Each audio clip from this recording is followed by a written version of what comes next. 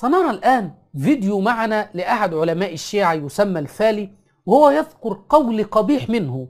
الله سبحانه وتعالى يقول: ولذكر الله أكبر واذكروا الله ذكرا كثيرا. ولكن خرج علينا علماء الشيعة قالوا ذكر الله هو علي بن أبي طالب. هيا بنا نشاهد سويا هذا الشرك الواضح.